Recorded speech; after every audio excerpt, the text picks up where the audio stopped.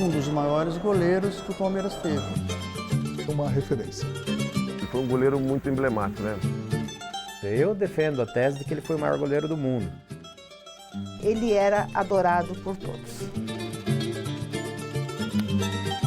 Ser humano de luz que viveu a sua paixão na intensidade.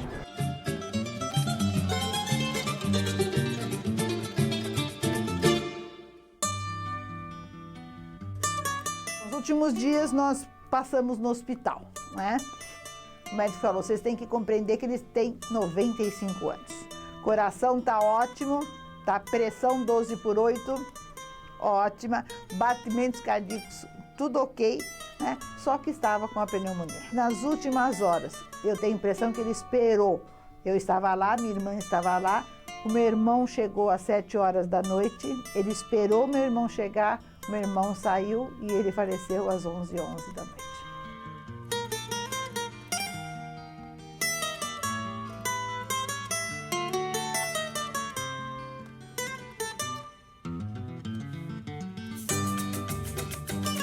Ele nasceu em Sorocaba, o pai dele tinha uma fábrica de um refrigerante artesanal. E o Oberdan, desde criança, desde pequenininho, que ele ajudava o pai em colar o rótulo no refrigerante. Enfim, fazer todos aqueles serviços conforme ele foi crescendo. Aí também colocar as tampinhas na garrafa. E foi crescendo. Mas ele perdeu o pai quando ele tinha 10 anos. Aí ele teve que trabalhar para ajudar em casa. Então ele foi entregador de jornal, o Cruzeiro do Sul, e ele ganhava por unidade entrega. Então ele corria muito porque ele queria entregar o maior número para poder ganhar um pouquinho mais. E com isso ele foi adquirindo uma forma física, né, invejável. Aprendeu a dirigir muito jovem e ele começou a trabalhar como caminhoneiro. E ali a Sorocaba, na época, produzia cebola, produzia essas coisas de vender no mercado. E ele transportava cebola e outros, batata, para o Mercadão em São Paulo. Então ele fez esse trajeto aí muitas e muitas vezes. Naquele tempo ela era Raposo Tavares, né? Não existia ainda a Castelo. Então, ele, desde criança, foi trabalhando. E nessas viagens, ele passava em frente ao Campo Palmeiras, que na época, Palestra Itália. E quando ele tinha um tempinho, ele parava lá uma meia hora, tudo para ver o treino do Palmeiras. E ele, às vezes, brincava, inclusive com o dono do caminhão, que às vezes viajava com ele. Um dia eu vou jogar nesse time aí, eu vou ser o goleiro desse time.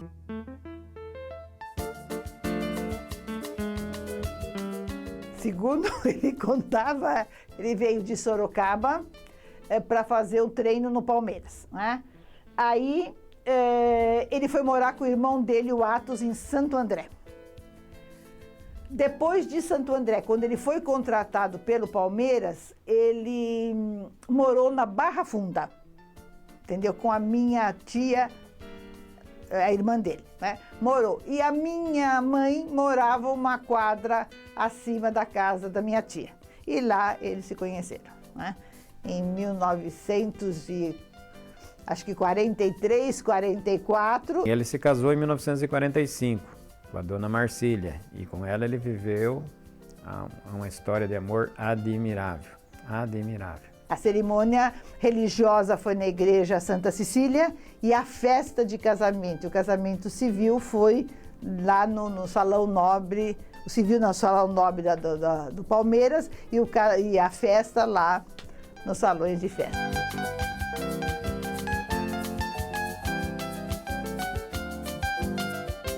Nós somos em 3 irmãos. A primeira foi a Valquíria, nasceu em 1948. Fevereiro de 1948, eu acredito. Depois veio o Oberdan Júnior e depois veio a Mônica. Netos, ele tem 3 netos, tá? E 1 bisneto.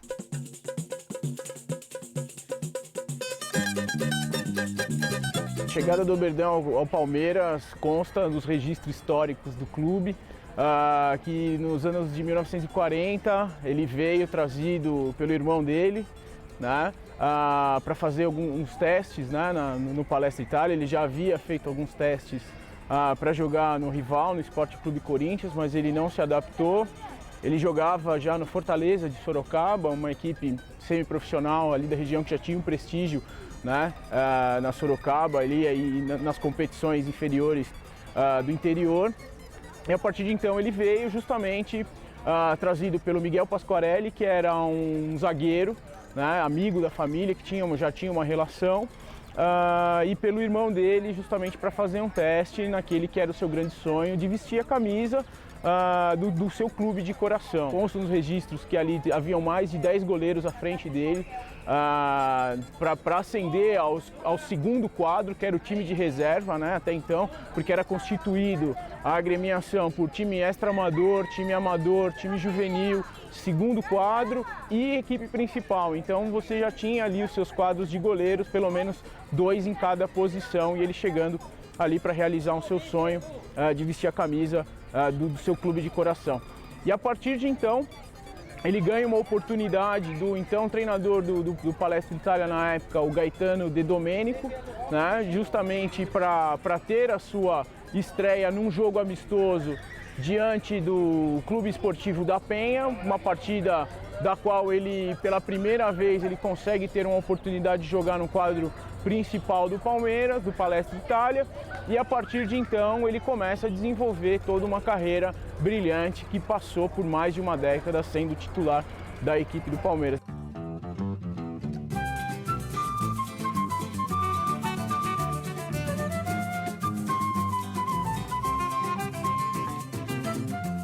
Ele vai ser sempre endeusado, referenciado como um ícone do gol do Palmeiras. Nós tivemos alguns grandes goleiros no Palmeiras e ele foi o preceptor. Foi o precursor, o cara que deu o pontapé inicial, vamos dizer, para essa fama do Palmeiras de ser uma academia de goleiros. Então, como ele foi o primeiro, ele sempre vai ser referência para os que vieram depois. E é uma referência. Quando se fala em alguma coisa, tem que se lembrar dele e enaltecê-lo. Ele era um grande pegador de pênalti, de bolas paradas, e ele tinha algumas vantagens em relação aos seus rivais.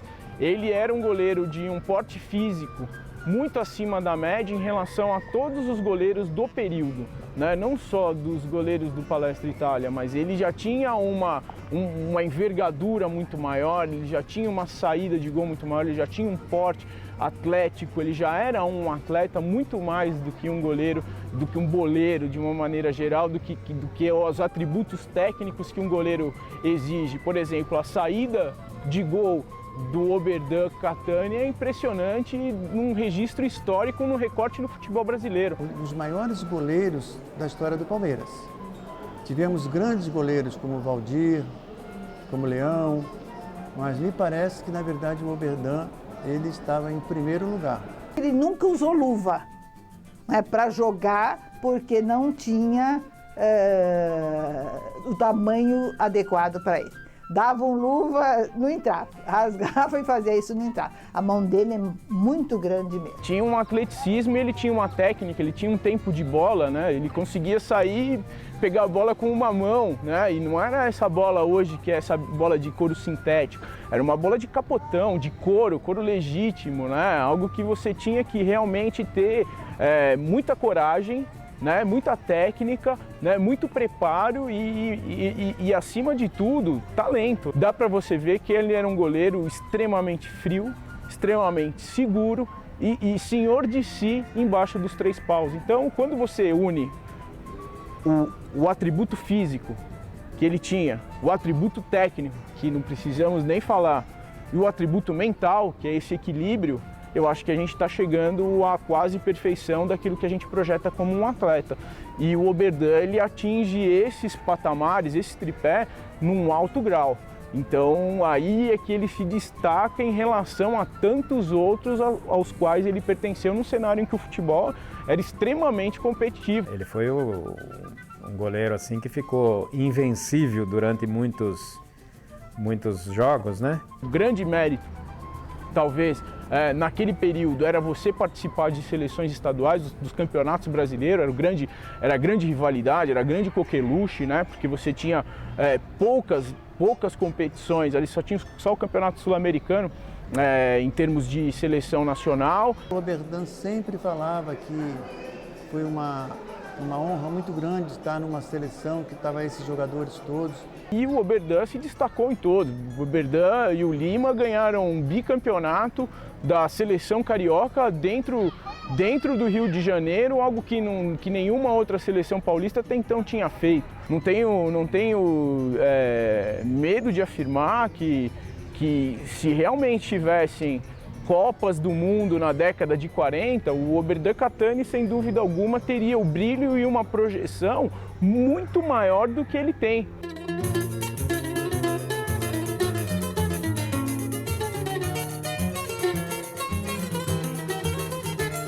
Ele jogou 351 partidas, né? Naquele tempo é bom lembrar que jogava-se menos. Os jogos eram só de domingo. Até mesmo pela iluminação insuficiente, né? Evitava-se muito os jogos noturnos. O fato dele ter disputado 13 anos e nesses 13 anos ele ter vencido, primeiro, o Campeonato Paulista de 1942, depois o Campeonato Paulista de 1944, Campeonato Paulista de 47 e Campeonato Paulista de 50, 3 taças Cidade de São Paulo, né? 44, 50 e 51. Depois o Torneio Rio-São Paulo de 51 e o Mundial de Clubes de 1951, que representa as 5 coroas do Palmeiras, que até então nenhum outro clube no futebol brasileiro tinha conquistado de maneira consecutiva uma sequência de títulos tão importante e tão grande, o primeiro clube a ter uma conquista internacional de prestígio para o futebol brasileiro, resgatando o orgulho do brasileiro pós-Maracanã. O Oberdan, ele participa de todo esse processo, né? Como sendo um pilar, como sendo um esteio, como sendo uma referência do time. Nasceste palestra, de palestra amistosa, nos tempos do fanculo e das cantinas do Brás. Cresceste palmeira de sombra frondosa, Palmeiras, palestra dos meus... Dia 20 de setembro de 1942, sem dúvida alguma, é o jogo de maior impacto na história da Sociedade Esportiva Palmeiras e sem sombra de dúvida em relação, particularizando a carreira de todos os atletas que estiveram ali presentes naquela tarde do Pacaembu, né? Ali existia todo um contexto por trás que estava acima de uma questão de uma partida de futebol, né? Para a gente situar bem rápido o contexto, eclodia a Segunda Guerra Mundial. O Brasil se colocava de vez, se posicionando ao lado dos aliados, contra o eixo formado por Japão, Itália e Alemanha. E o Palestra Itália, Palmeiras, por suas raízes históricas de descendência italiana, foi alvejado por todos os oportunistas, no estrito senso da palavra, criando uma ilação e transferindo todo aquele cenário odioso de guerra para dentro de uma esfera esportiva pela primeira vez. E existia toda uma inclinação odiosa para que se vaiassem o time do Palmeiras, para que se hostilizasse os jogadores do Palmeiras, justamente criando uma relação de que o Palmeiras pertencia ao eixo e os quinta-colunistas. O Palestra Itália mudou para Palestra São Paulo, ficou com esse nome desde abril de 1942 até setembro com esse nome. O único jogador, o único goleiro que vestiu a camisa como titular do Palestra São Paulo foi o Oberdan. E depois, no primeiro jogo, com o nome de Palmeiras, ele resolve entrar no dia da partida, entrar pelo túnel do Pacaembu, ascendendo ao gramado com o pavilhão da bandeira nacional. Isso fez com que houvesse toda uma comoção contrária daquilo que foi preparado o espírito das pessoas na semana durante a imprensa, né, que era de vaiar o Palmeiras, porque havia um respeito enorme pelo pavilhão nacional, ainda mais num período de exceção e de guerra, e jamais alguém em sã consciência vaiaria o pavilhão nacional. Então isso criou um anticlímax, inverteu-se o sentimento e a atmosfera criada e aquela grande vaia se transformou num grande aplauso. Palestra morre líder e Palmeiras nasce campeão paulista de 1942.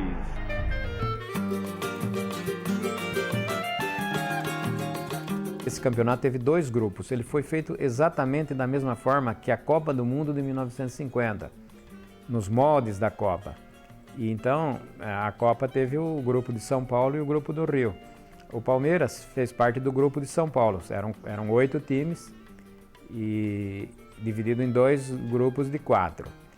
E aí o campeão e o vice-campeão de São Paulo, do grupo de São Paulo, iria disputar a parte final com o campeão e o vice do grupo do Rio de Janeiro. O Oberdan viveu o factual em 51, teve uma presença importante, ele é um dos pivôs de toda uma nova arrancada heróica de 51, se assim podemos dizer, né? Porque ele era o goleiro titular da competição.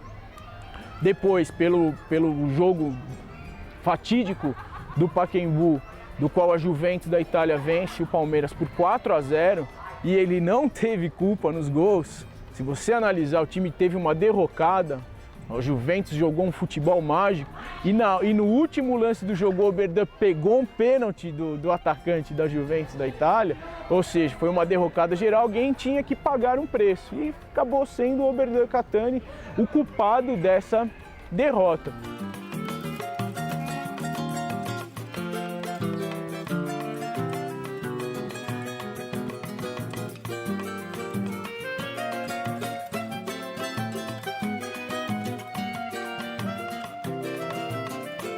E aí teve a ascensão do seu grande companheiro e amigo por toda a vida, o Fábio Crippa, né, que fez 2 jogos fantásticos na semifinal, principalmente contra o Vasco da Gama, né, conduzindo a equipe à final da competição diante da Juventus da Itália. Uma vitória de 1-0 na primeira partida, gol de Rodrigues, e depois um empate em 2-2, celebrou aquilo que foi a conquista, não do Palmeiras, mas do povo brasileiro.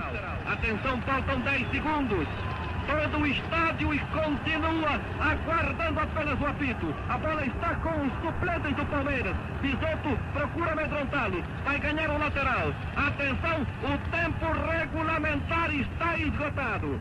Enquanto vem o juiz e pune falta e dá por terminada a peleja. Terminada a peleja, finalmente o Palmeiras, com a bandeira brasileira percorrendo o estádio do Maracanã.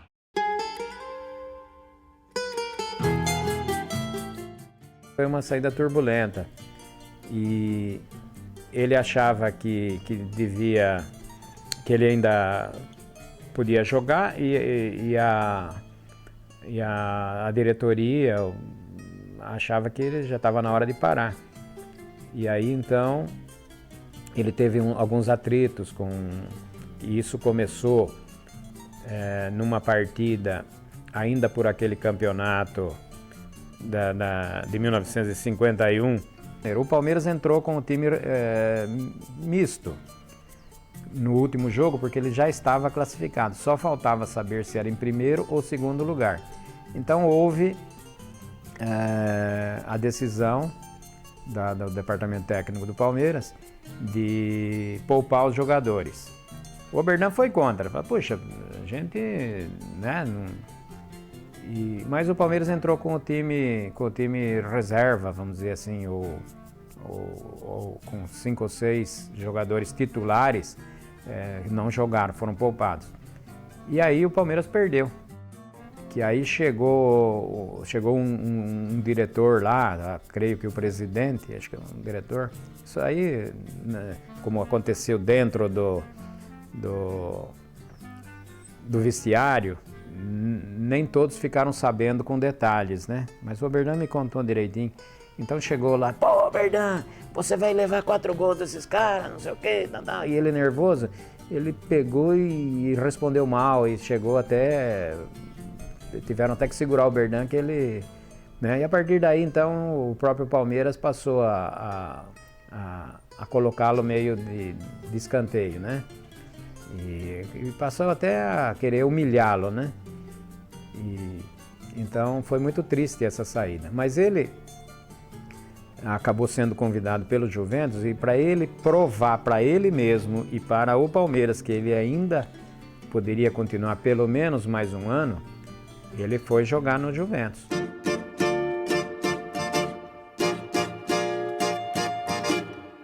Ele fez um campeonato aí, acho que em 1955, 54 para 55, fez um campeonato maravilhoso. Teve 6 pênaltis, ele pegou 5. Na partida de estreia, foi 1-1 contra o Corinthians no Pacaembu lotado.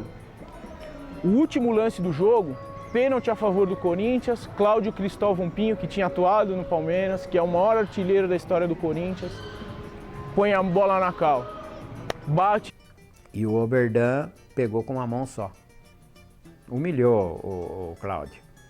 Cala um Pacaembu, sai em todos os jornais, ele sai como um gigante, faz uma campanha regular para as condições técnicas daquele time do Juventus, mas ele sai como um protagonista e aí ele fala: ninguém me para, eu paro quando eu quero.